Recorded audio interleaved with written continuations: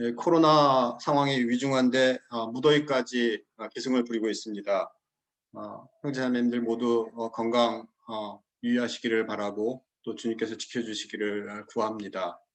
저희가 해야 할 일들을 또 할 수 있는 지혜가 우리에게 필요한 것 같습니다. 최근에 집에서 가족들하고 영화 한 편을 봤습니다. 오래된 영화인데 흐르는 강물처럼 이라는 영화를 봤습니다. 거기에 늙은 목회하는 아버지가 일찍 죽은 아들을 기억하면서 한 대사가 있습니다. 온전히 이해할 수는 없지만 온전히 사랑할 수는 있다. 가족조차도 성도들조차도 우리는 때때로 온전히 이해하기만을 구하고 있을 때가 있지 않나. 그래서 이해가 안 되면 마땅히 해야 할 사랑을 잘 못하지 않는가. 저 자신부터 그런 것들을 생각합니다. 온전히 이해할 수는 없지만 온전히 사랑할 수 있다. 저희가 새로운 지역에서 새로 지역교회로 모이기 시작했습니다. 광교 남부교회에도 의미 있는 말이라고 생각이 되었습니다. 말씀을 준비하면서 어떤 주제를 해야 될까 그랬는데 연결되어서 10여 년 전에 제가 공부했던 다윗과 관련된 내용이 떠올랐습니다. 시인과 전사라는 책, 그 다음에 현실에 뿌리박은 영성 이라는 책들을 살펴보면서 다윗의 일생을 공부했던 적이 있는데 그 중에서도 가장 이 시점에 기억에 남는 부분은 부솔 시냇가에서 있었던 사건입니다. 그래서 특별히 예배당을 새로 준비하고 새로운 지역에서 다시 모일 수 있도록 인도하신 하나님을 기억하면서 함께 사무엘상 30장에 기록되어 있는 다윗의 모습을 통해서 오늘 현실을 살아가는 우리들에게 주시는 하나님의 말씀을 같이 묵상해 보고자 합니다. 사무엘상 30장 말씀 몇 구절 읽겠습니다. 30장 8절부터 10절. 다윗이 여호와께 묻자와 이르되 내가 이 군대를 추격하면 따라잡겠나이까 하니 여호와께서 그에게 대답하시되 그를 쫓아가라. 내가 반드시 따라잡고 도로 찾으리라.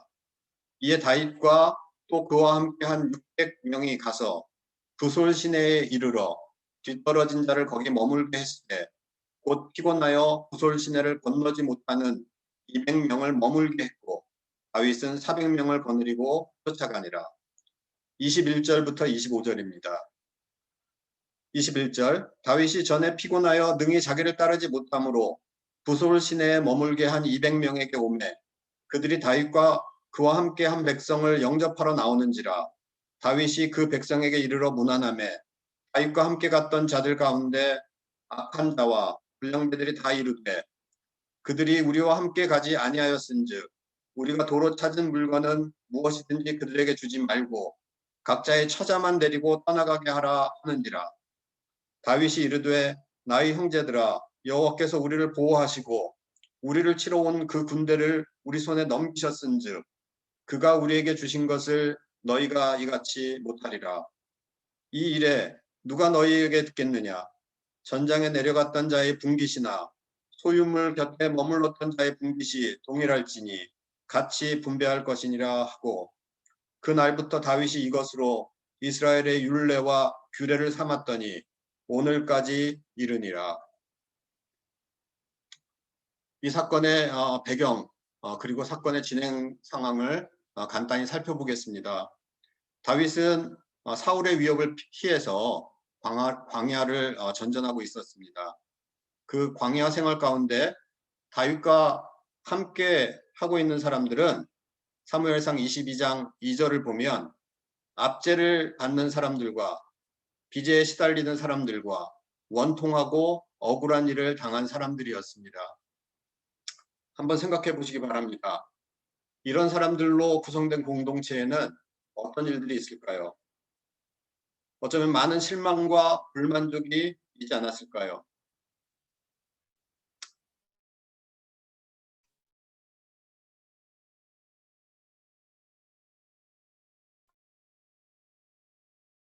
그렇습니다. 이들은 예수님 곁에 있는 그런 사람들이었습니다.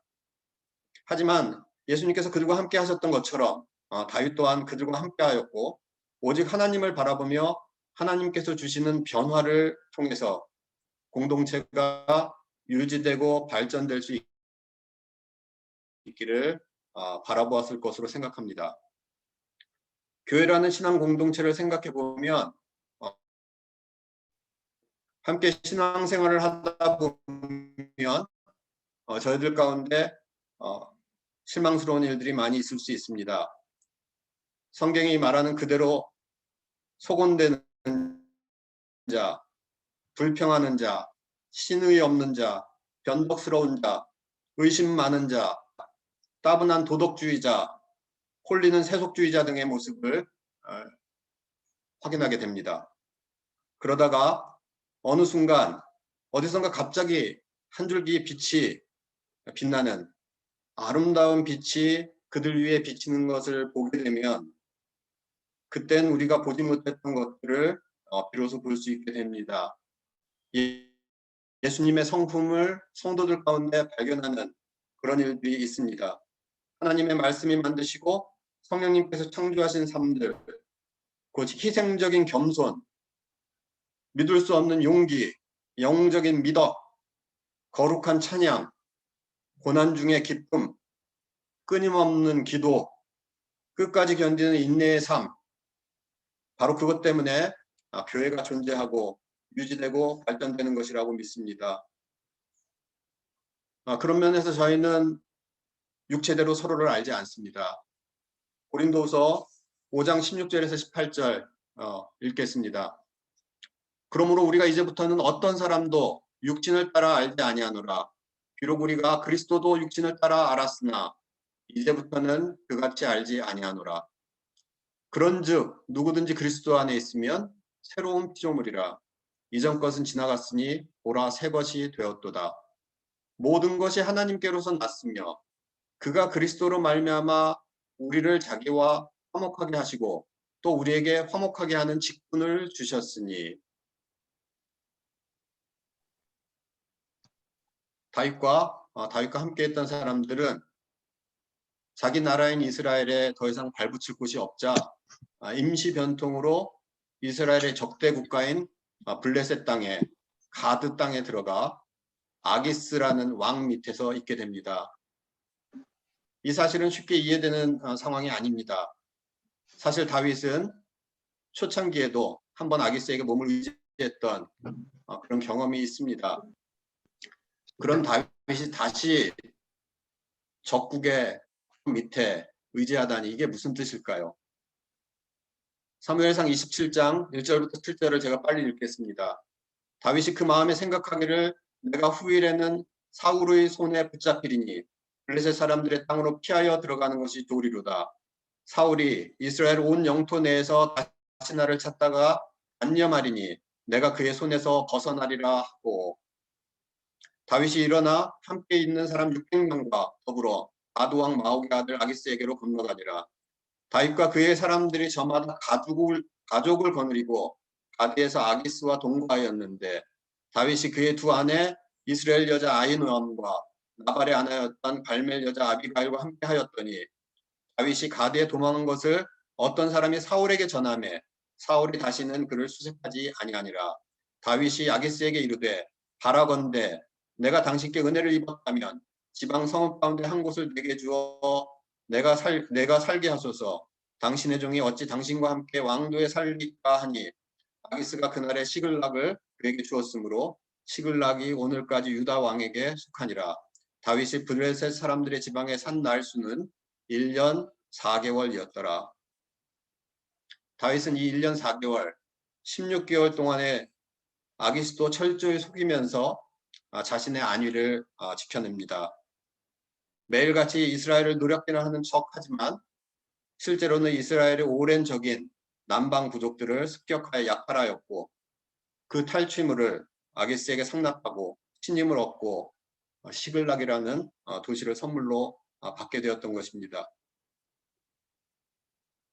오늘 이 땅에서 신앙생활을 하는 우리들도 때로는 적국인 줄을 알면서도 그 가운데 우리의 몸을 의탁해야 하는 그런 비애를 종종 경험하게 됩니다.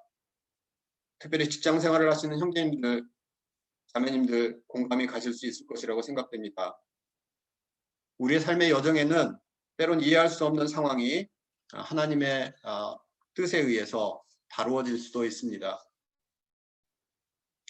다윗은 이런 상황 가운데 자기가 해야 할 일을 하고 있습니다. 소위 영적인 삶에 전혀 적합하지 않은 상황에서 최선을 다해서 살아남는 겁니다. 우리 가운데 이렇게 한 번도 아기스 왕 밑에 있어 보지 않은 그리스도인은 없을 것 같습니다. 저는 솔직히 말씀드리건데 이런 경험이 많이 있습니다. 이런 가운데 다윗이 아주 곤란한 상황 가운데 처하게 됩니다.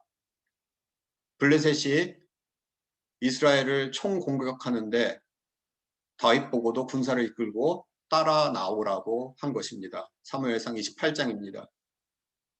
사실 다윗으로선 이스라엘을 칠 수도 없었고 그렇다고 블레셋에 있으면서 블레셋 정책에 반대하는 것도 어려웠습니다. 사무엘상 31장을 보게 되면 이 전쟁 가운데 길보아산 전투에서 사울과 요나단이 죽게 됩니다. 다윗은 내키지 않았지만 명령에 복종해서 600여 명의 군대를 이끌고 전쟁에 참여하려고 합니다. 그런데 중간에 아기스 왕의 신하들 중에 다윗을 알아보는 자들이 있어서 다윗을 데리고 전쟁에 가는 것을 반대합니다. 배반할 수 있다. 이런 염려가 블레셋 사람들 가운데 퍼지게 된 것이죠. 이렇게 됨으로써 다윗은 군대를 데리고 시글락에 자기의 거처로 돌아오게 되었는데 정말 악불사. 시글락은 완전히 불타고 모든 사람들은 물론 재산을 이스라엘의 원수인 아말렉 사람들이 공격을 해서 다 파괴시키고 포로로 데려갔습니다. 바로 저희가 읽었던 사무엘상 30장 1절부터 나와 있는 상황입니다. 신하들의 불신 때문에 마음이 편치 않은 상황에서 돌아오고 있었는데 마을에 도착하니까 모든 것은 불타고 아내와 자식들은 포로가 되어서 잡혀갔습니다. 이런 와중에 사람들은 이 책임이 다윗에게 있다고 외쳤고 모든 사람들이 다윗을 죽이려고까지 했습니다. 이때 다윗은 하나님을 힘입어 용기를 제사장과 의논을 하고 하나님의 응답을 들은 후에 600명의 군사를 이끌고 아말렉 사람들을 뒤쫓아갑니다. 사무엘상 30장 8절부터 10절을 보면 다윗이 여호와께 묻자와 이르되 내가 이 군대를 추격하면 따라잡겠나이까 하니 여호와께서 그에게 대답하시되 그를 쫓아가라. 내가 반드시 따라잡고 도로 찾으리라. 이에 다윗과 또 그와 함께한 600명이 가서 부솔 시내에 이르러 뒤떨어진 자를 거기 머물게 했으되 곧 피곤하여 부솔 시내를 건너지 못하는 200명을 머물게 했고 다윗은 400명을 거느리고 쫓아가니라. 남쪽으로 약 24km 정도를 따라가다가 부솔 시내가라는 곳에 도달했습니다. 부솔 시내가의 이름은 차가운 강이라는, 차가운 물이라는 그런 뜻이 있습니다. 600명 중에 200명이 지쳐서 몸도 마음도 지쳐서 더 이상 따라가지 못하고 그곳에 남은 사람들이 생겼습니다. 나머지 400명만 데리고 아말렉을 추격하는데 계속 어디로 가야 할지 어려움을 겪습니다. 그러다가 한 이집트 소년이 다 죽어가는 것을 발견해서 그에게 환대를 했을 때 그 이집트 소년을 통해서 아말렉 군대를 추격할 수 있게 되었습니다. 그리하여서 무방비 상태에서 승리를 자축하면서 잔치를 벌리는 아말렉을 공격하고 진멸해서 모든 아내와 자녀들을 되찾고 가져간 모든 재물을 또 다른 곳에서 빼앗은 탈출까지 다 전화위복이 되었습니다. 다윗의 군사들이 좋아서 조금 전까지 다윗을 공격하고 심지어는 죽이려고 했던 저들이 다윗이 탈취한 것이라고 외치면서 야단 법석을 떨게 됩니다. 20절 말씀을 보면 이는 다윗의 전리품이라 하였더라. 인생에 이런 일들이 많이 있습니다. 때로 사람들은 우매합니다. 이들은 빼앗겼던 모든 아내와 자녀들은 물론 더 많은 재물을 얻어서 의기양양하게 돌아옵니다. 돌아오다가 다시 부솔 시냇가를 만납니다. 중간에 200여 명의 지친 군사들이 남아있던 부솔 시냇가에 돌아왔을 때 남아있던 군사들이 다윗과 그의 동료들을 맞이하면서 처자들을 알아보고 얼싸안고 즐거워했습니다. 그런데 그리고 이어서 나오는 이야기가 너무나도 현실적인 것이었습니다. 빼앗은 재물을 이들과 함께 나눌 것인가 말 것인가 의견 충돌이 일어났습니다.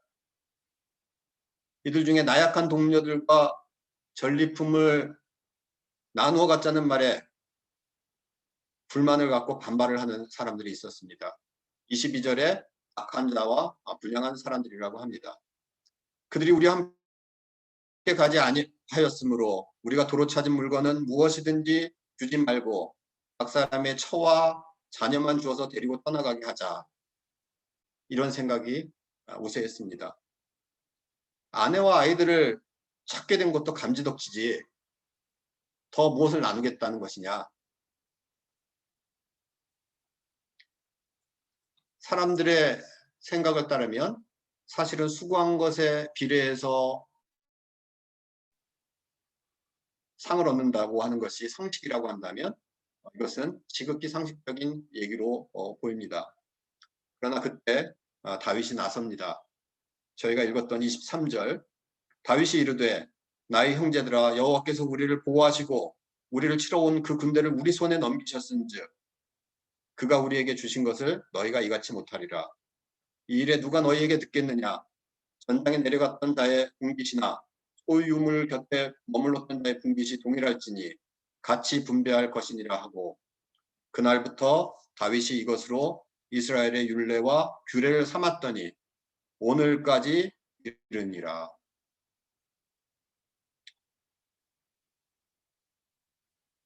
전쟁 중에 도중하차에서 남아서 물건을 지키는 어떤 면에서는 등급이 낮은 일을 한 그 200명이나 목숨을 걸고 싸움터에 나가 싸운 400명이나 하나님 앞에 모두 동등하고 그러므로 모든 것을 동등하게 나눠야 한다는 것이 다윗의 말이었습니다. 그렇게 해야 되는 이유는 주께서 우리에게 선물로 주신 것을 가지고 우리가 우리 마음대로 처리해서는 안 된다라는 것이었습니다. 모두 똑같은 몫으로 나눠야 한다고 다윗이 말합니다. 다윗은 이런 결단을 내렸고 거기서 한 발 더 나가서 유다의 장로들에게도 탈취한 것에서 나누어서 선물을 보내는 것이 그 다음에 이어져서 나옵니다. 전쟁에서의 승리와 얻은 재물이 하나님께로부터 온 것이라는 생각이 있었기 때문에 그리고 그 하나님께서 자신을 이스라엘의 지도자로 삼았다는 것을 알고 있었기 때문에 다윗이 할 수 있는 중재였고 재판이었습니다. 여기까지가 오늘 저희가 읽었던 말씀의 배경과 진행사항입니다. 이 말씀 가운데 저희가 어떤 교리를 발견할 수 있을까요? 어떤 책망을 발견할 수 있을까요? 어떤 면에서 바르게 함을 입을까요? 어떤 면에서 의로 교육하기를 받을까요? 몇 가지 살펴본다면 첫째, 가도왕 아기스 아래서 자신과 공동체의 생존을 위해서 지냈던 그 어려운 기간에도 하나님께서는 다윗과 함께했던 사람들에게 함께 하시면서 선을 이루어 가셨다는 것입니다.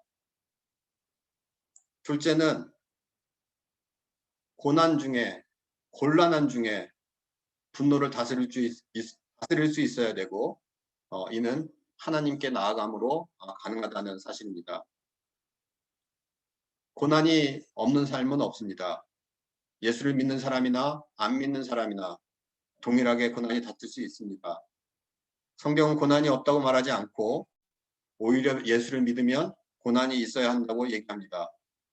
예수님께서 말씀하시길 누가복음 24장 26절 그리스도가 이런 고난을 받고 자기의 영광에 들어가야 할 것이 아니냐 하시고, 사도 바울이 말합니다. 디모데후서 2장 3절 내가 그리스도 예수의 좋은 군사로 나와 함께 고난을 받을지니, 시글락에서 블레셋으로부터 땅을 얻어서 겨우 살고 있었던 때에 참 내키지 않는 출전을 위해서 아내와 자녀들을 남겨두고 나간 사이에 대적 아말렉이 쳐들어와서 모든 집을 불태우고 가족들을 다 포로로 데려갔습니다. 이 모습을 보고 이들이 얼마나 난감했는지 30장 4절에 보면 다윗과 그와 함께한 백성들이 울 기력이 없도록 소리를 높여 울었더라. 울 기력이 없을 정도로 소리를 높여 울었다. 이 고난 앞에 보여진 반응은 두 가지가 있습니다. 본문 가운데 찾아볼 수 있습니다. 첫 번째는 분노입니다. 이런 어려운 일이 일어난 것은 지도자 다윗의 탓이다. 다윗의 책임이다. 지도자가 이렇게 여인과 아이들만 남겨놓고 싸움터를 나가서 이런 공격을 받게 만들었기 때문에 다윗이 책임져야 된다. 이런저런 이야기를 하다가 결국은 내놓는 이야기가 지도자 탓입니다. 다윗을 죽이자는 분노하고 공격, 파괴적인 계획을 세우고 이런 해결 방법으로 내놓는 사람들이 그들 가운데 있었습니다. 우리는 우리 가운데 현실을 살고 있는 우리 가운데에도 또 우리 사회 가운데에도 많은 사회를 개혁하고자 하는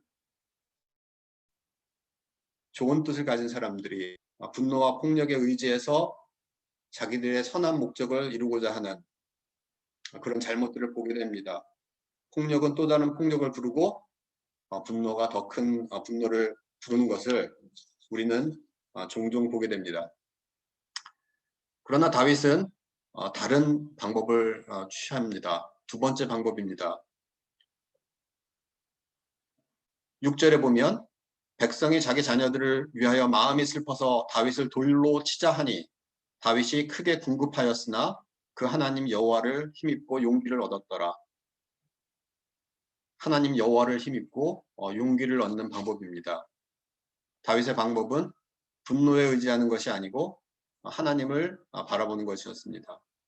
파괴적인 것이 아니고 건설적인 방법이었습니다. 기도와 상담의 방법으로 이를 해결합니다. 6절부터 8절 이야기를 보면 먼저 하나님 여호와를 힘입습니다. 그 안에서 용기를 얻습니다. 예배와 기도를 합니다. 다른 어떤 것보다 하나님으로 힘을 얻습니다. 그리고는 제사장을 만납니다. 이후에 하나님께 묻고 신중하게 결단하고 행동합니다. 그것이 다윗의 방법이었습니다. 저희 가운데에도 이런 모습들이 있습니다. 이런 간증이 있고 이런 역사가 있습니다. 교훈받을 내용 중에 세 번째는 부솔시내가에서의 나눔입니다. 다른 말로 하면 다윗이 내린 자비로운 판결이 되겠습니다. 다윗과 함께한 600명의 사람 가운데 아말렉을 쳐서 가족과 재물을 다시 탈취해온 사람은 분명히 400명이었습니다. 나머지 200명은 지쳐서 부솔 시내가에 머물고 있었고 그들은 동료들이 가족과 함께 돌아왔을 때 기쁨으로 영접한 것이 전부였습니다. 자신들은 동료들의 전투에 참여하지는 못했지만 동료들의 승리를 함께 기뻐했습니다. 그때 400명 중에 인색한 자들이 있었습니다. 이들은 나약한 동료들과 함께 전리품을 나누길 거부했습니다. 아내와 자식을 찾아서 돌려준 걸로 다 됐지 염소 새끼 한 마리도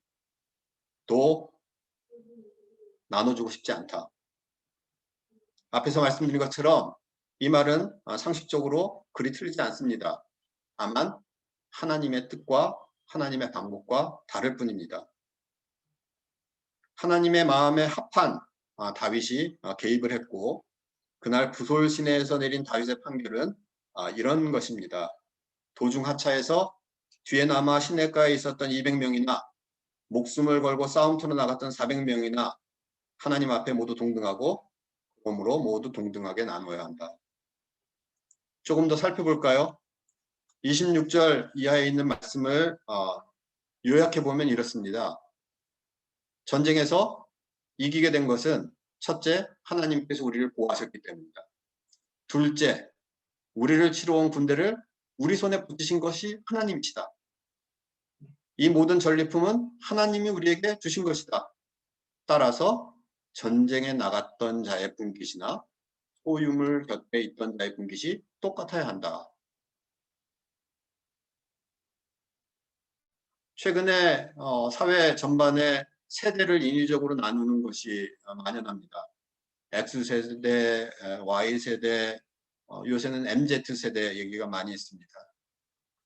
MZ세대의 특징은 공정이다.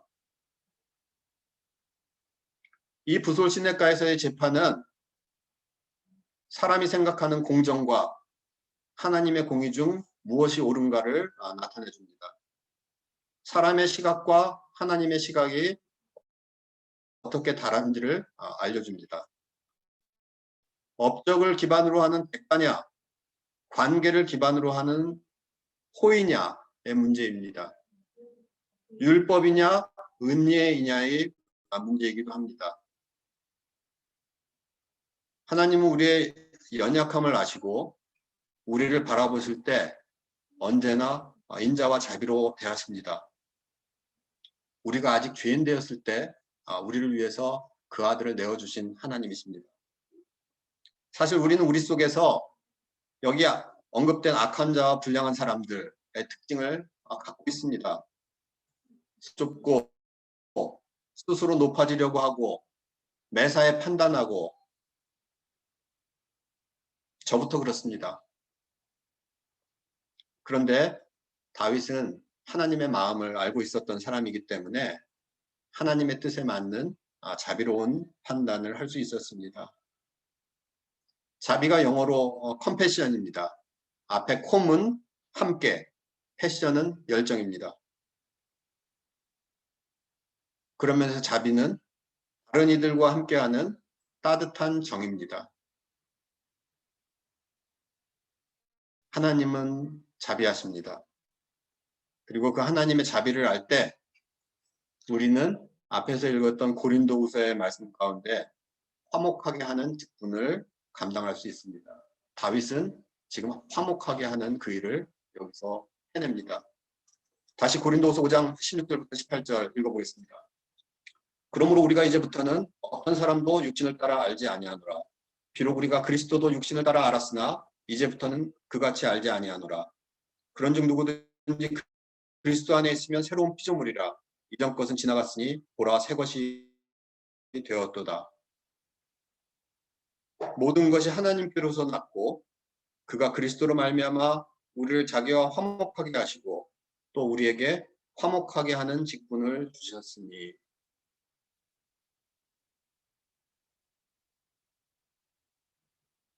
여기서 저는 두 가지 질문을 드리고 싶습니다. 첫 번째, 나는 부솔 시내가에 남아 있었던 자인가? 아니면 전쟁터에 나간 사람인가? 두 번째, 나는 전리품을 나누는 것이 정당하다고 보는가? 아니면 나누지 않는 것이 옳다고 보는가?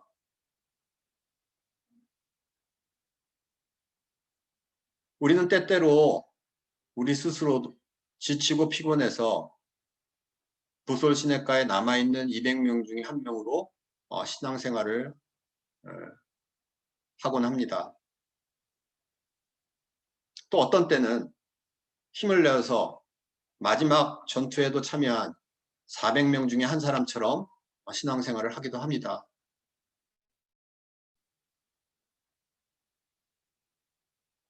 그런 가운데 어떤 때는 하나님을 원망하고 지도자를 원망하기도 하고 또 어떤 때는 내가 남보다 조금은 더 잘했다고 주장하기도 하고 그렇게 합니다. 그런데 오늘 저희가 읽었던 이 부솔 시내가에서의 이 사건은 나의 모습이 어떤지 우리의 모습이 어떤지 돌아보게 합니다. 앞에서 언급한 것처럼 부솔 시내의 뜻은 부솔 시내가 부솔의 뜻은 차가운 강이라는 뜻이랍니다. 들게 하는 차가운 물이 흐르는 강.